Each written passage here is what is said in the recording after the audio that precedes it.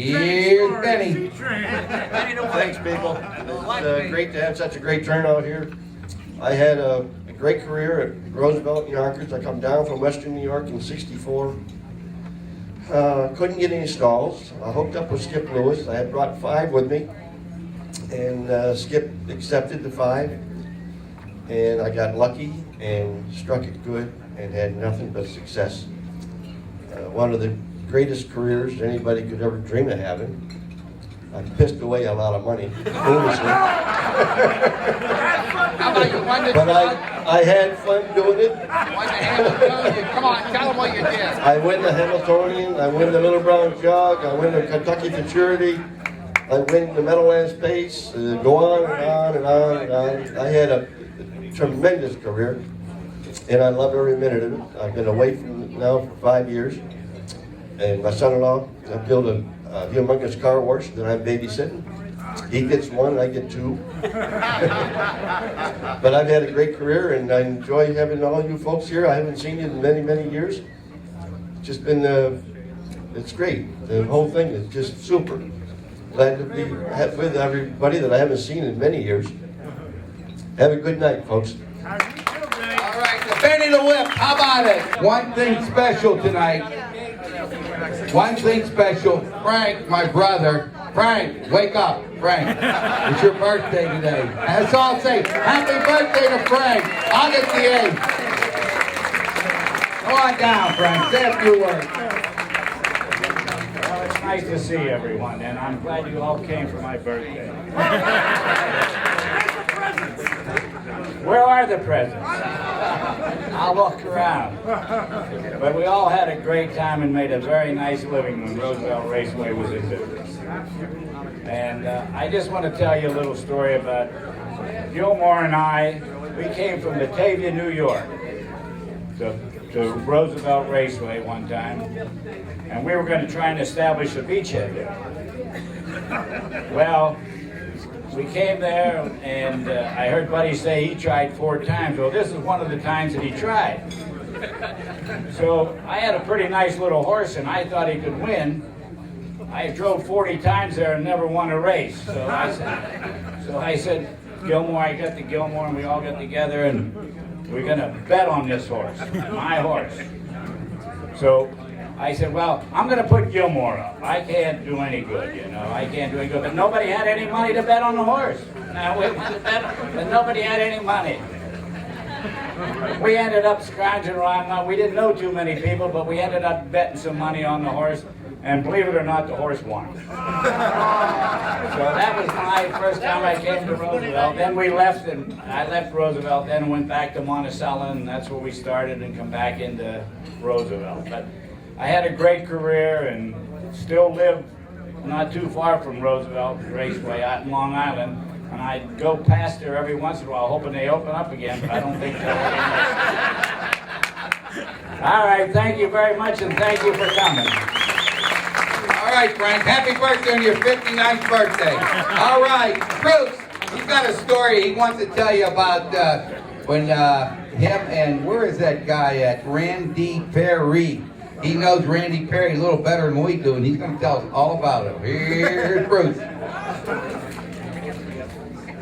The story I'm about to tell, I guess a lot of you have seen the movie Seabiscuit. How many saw the movie Seabiscuit? Oh, great movie. Okay. Well, I got a story that's better than Seabiscuit. First of all, a little background. From the time I was about 11, 12 years old, my family used to always go up to the bungalow colonies around the Monticello, South Falls area. And I always went to the track, and I remember the drivers back then, Eldon Horner, Jim Grundy, Cat Manzi, Ralph Aroni, Randy Perry. I remember all of them. One of my dreams were, someday I wanted to own a racehorse. And back in about 1993, I claimed a horse called Magic Formula. And at that time, I gave a call to Hollywood Bob Hayden, because I didn't know how to buy a horse. And he recommended 2 trainers. And he gave my name to both of them, and I waited for one of them to call me, and one of them happened to call me. I'm not going to say his name because I don't want to knock anybody. And what happened is I had a very bad experience. The first time the horse came out, he was in an accident. Then he was out for about 5-6 months. I was told the horse would be ready. 5-6 months later, the horse was running at Garden State Park. I live in Wayne, New Jersey. I came home on a Friday night really excited. My wife had a headache. She knows I get lost wherever I go. And she says, no, I'll go with you. She took a pillow in the car, I remember. We make the drive down to Garden State Park. What happens? The horse breaks. Finish behind 10 lengths. I go ahead and meet with my present trainer. He says, no, I'm going to get him ready for the Meadowlands. Don't worry. I get my whole family up to go to the Meadowlands. Again, the horse breaks, 10 lengths out. Forget about it. I'm a little annoyed that night.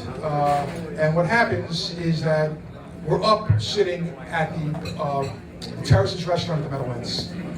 And the horse is about to run again. And right before he broke that race.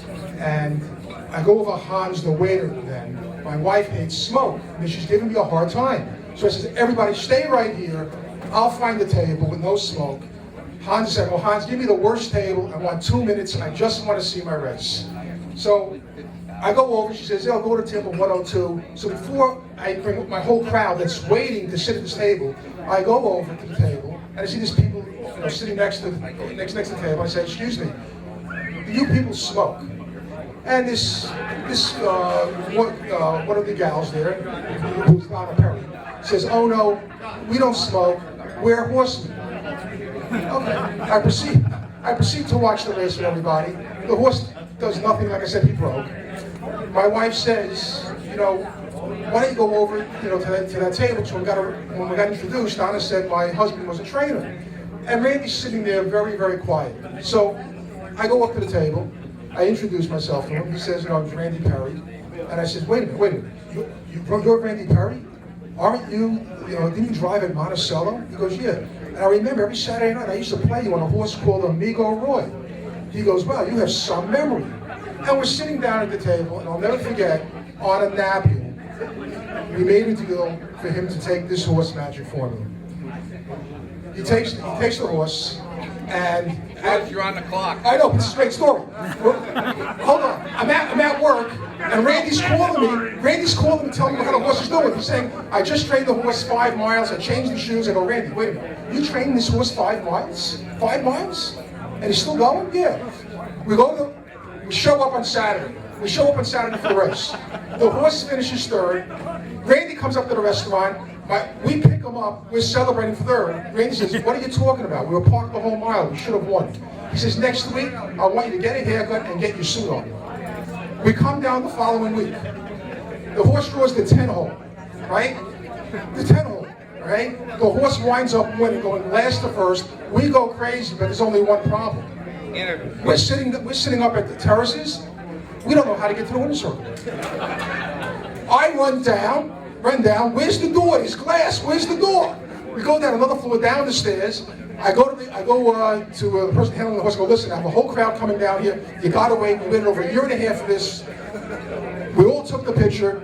That was the beginning of a great relationship. We wound up claiming horses, and Randy was like gold for us. And I'm so happy for the connections, and that's my story about Randy. All right, thank you, Bruce. And Randy Perry's coming back next year as a trainer. So you got to know it already before you even start here, Randy.